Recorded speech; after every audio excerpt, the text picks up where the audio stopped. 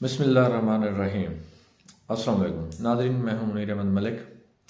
नाज़रीन, जैसा कि पिछले 3 से 4 दिनों से हम एक ही जो है ना रट सुन रहे हैं, इलेक्शंस और इलेक्शंस। बस जहाँ जो मीडिया चैनल खोल लें आप, जो आप किसी सोशल मीडिया प्लेटफॉर्म पे चले जाएं तो इलेक्शंस।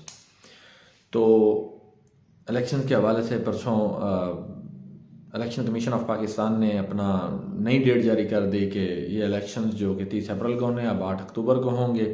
तो 8 अक्टूबर को जैसा कि अभी 7 महीने पड़े हैं, तो निगरान हुकूमत 90 दिन अपने पूरे करने जा रही है अगले चंद दिनों में।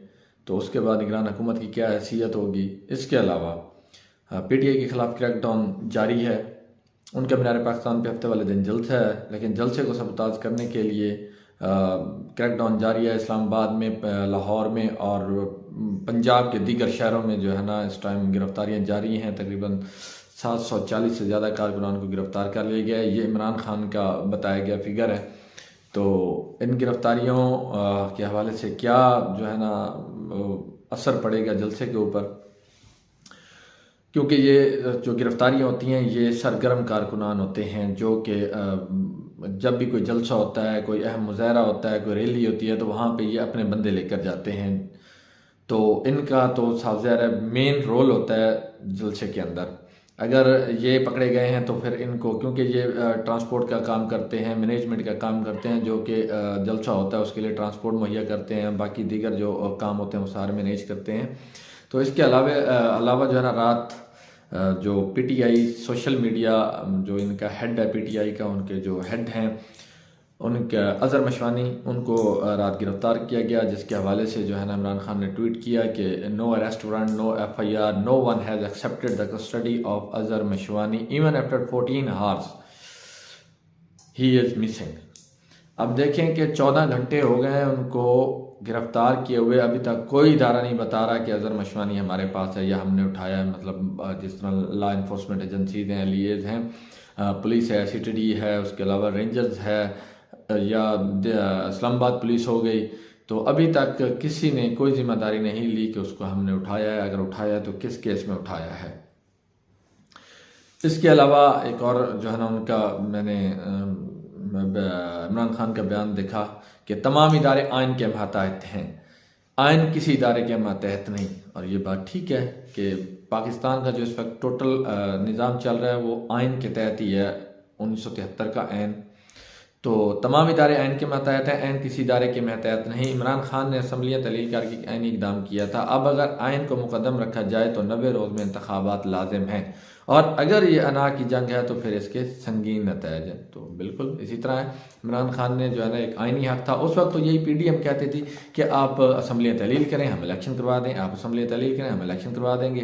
तो अब जब ये टाइम आया है तो इलेक्शन से भाग गए हैं। उसके अलावा तब जो है ना PDM की जानब से ये इल्ज़ाम लगाया जाता था कि इमरान खान एस्टेब्लिशमेंट के कंधों पे बैठ के आए हैं, इनको एस्टेब्लिशमेंट लाई है।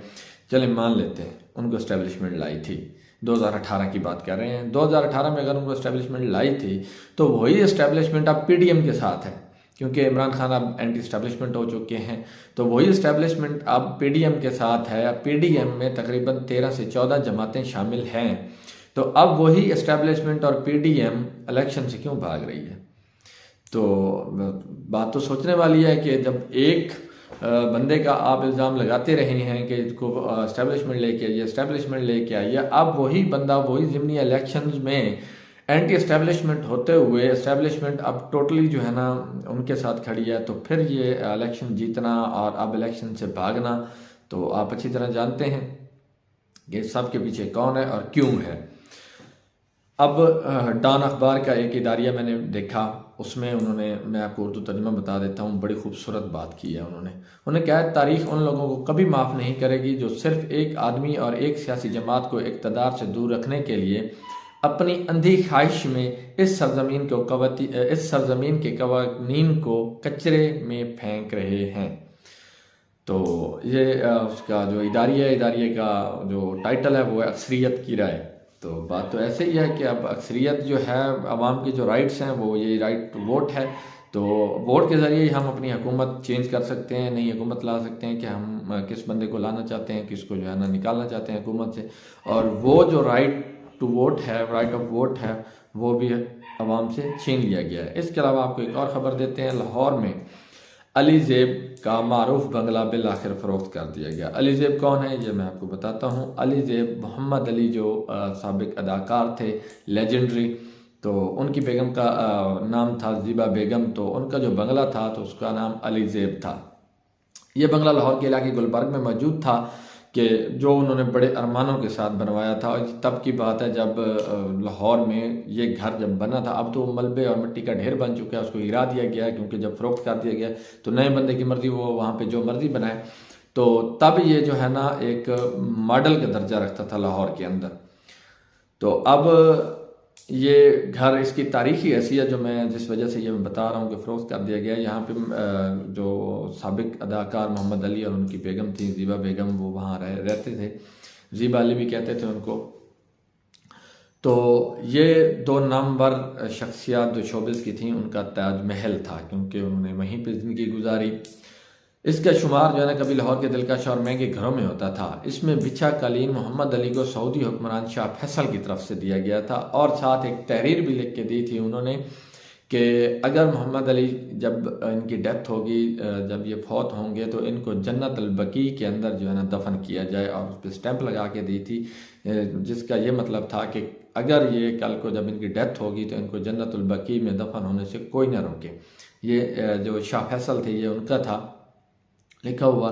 इसके अलावा जो है ना जब उनकी डेथ हुई अदाकार मोहम्मद, अब सवाल तो ये पैदा होता है कि आया कि वो जब उनको तहरीर दी गई थी कि जन्नत अल बकी में इनको दफन किया जाए, यह हर शख्स का अरमान होता है, हर मुसलमान की ख्वाहिश होती है कि मुझे जन्नत अल बकी में दफन किया जाए, लेकिन उनको दफन नहीं किया गया। क्यों?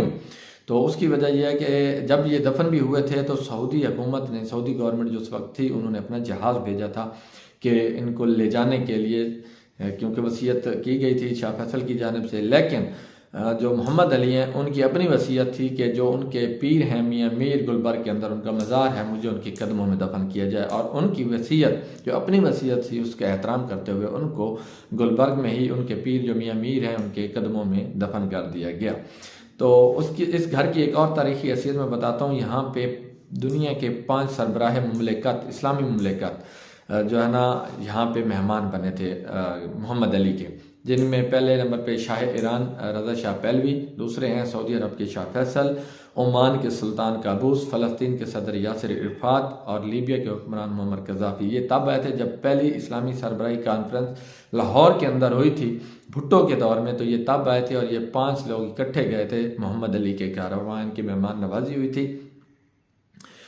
इसके अलावा जो इसकी और भी एक सुनने में आता है कि जब भुट्टो कैद हुए थे, ज़ियाउल हक ने उनको फांसी का आर्डर जारी किया था, और वो दौरान कैद जो है ना वो जेल में मुक़य्यद थे, तो उनके लिए जो खाना था वो इसी घर से जाता था। जो मोहम्मद अली अदाकार हैं जिनका ये घर था अली ज़ेब बंगला, तो इनके घर से भुट्टो का जाता था। इसके अलावा जब भुट्टो साहब को फांसी की सज़ा हो गई, अभी फांसी दी नहीं गई थी, तो रहम की अपीलें पूरी दुनिया को जो की गई थी उसमें ये भी शामिल थे इनकी तरफ से भी मोहम्मद अली की, क्योंकि इनका अपना सुरसूख था इस्लामी मुल्कों में, क्योंकि 5 सरबराह इनके पास आ चुके थे। तो इन्होंने भी जो नुसरत भुट्टो थी उनके साथ मिल के जो है ना रहम की अपीलें की। तो खैर उनका कोई असर तो नहीं हुआ, ना उन्होंने दिलचस्पी ली उनको बचाने के लिए। तो इसके अलावा इस घर के अंदर बड़े बड़े मुशायरे होते रहे हैं, आलमी मुशायरे होते रहे हैं। इसके अलावा हॉकी का वर्ल्ड कप जो टीम जीत के आई थी पहला, तो उसका जो जश्न था वो भी यहाँ पे मनाया गया था। अब ये इमारत थी जो लाहौर की शिकस्ता इमारतों में शामिल होती थी, बहुत पुरानी इमारत थी। तो अब इसको मलबे और मिट्टी का ढेर बना दिया गया है, इसको तबाह कर दिया गया है। खैर जो भी चीज़ होती है, वो कहते हैं ना दुनिया फ़ानी है, जो भी चीज़ होती है उसको एक दिन जो है ना ख़त्म होना है, फना होना है। लेकिन ये एक तारीख़ी हैसियत की इमारत थी, उनके वर्सा की मर्ज़ी है, वो उनकी मलकियत थी, वो बेच सकते थे। लेकिन मेरे ख्याल में जो तारीख़ी हैसियत की जो ऐसी इमारतें होती हैं तो इनको मसमार नहीं किया जाना, बल्कि इनको अच्छी तरह रेनोवेट करके लोगों के लिए जो है ना मॉडल के तौर पे इनको शो करना चाहिए, ताकि लोग जो है ना इनको देख सकें तारीख़ी हैसियत। अब हमने तो ऐसी चीज़ें नहीं देखी, अगर हम उसको देखते तो हमें भी एहसास होता कि यहाँ पे 5 इस्लामी सरबराही जो सरबराह थे वो यहाँ पे आए। उस वक्त टॉप जो बड़ी 5 ममलिकतें थी तो उनके सरबराह यहाँ पे आए, मेहमान नवाजी उनकी हुई। तो अब आज जो है ना, इसके अलावा आपको फाइनल बताते हैं कि आज सुप्रीम कोर्ट खुल गई है, तमाम पार्टियां वहाँ पे पहुँच रही हैं। पीटीआई की तरफ से भी पिटीशन दायर की जा रही है कि जो इलेक्शन कमीशन का फैसला है उसके खिलाफ तौहीन अदालत भी दायर की जाएगी गवर्नर केपी के खिलाफ। तो अब देखना ये है कि आज सुप्रीम कोर्ट क्या फैसला देती है। इस वक्त जो है ना मीडिया पे दोनों पार्टियों की जानिब से कानूनी नुकात जो हैं वो बताए जा रहे हैं। अब देखना ये है कि सुप्रीम कोर्ट में कौन जीतता है और सुप्रीम कोर्ट क्या फैसला देती है। फिलहाल के लिए इतना ही। अल्लाह हाफिज़।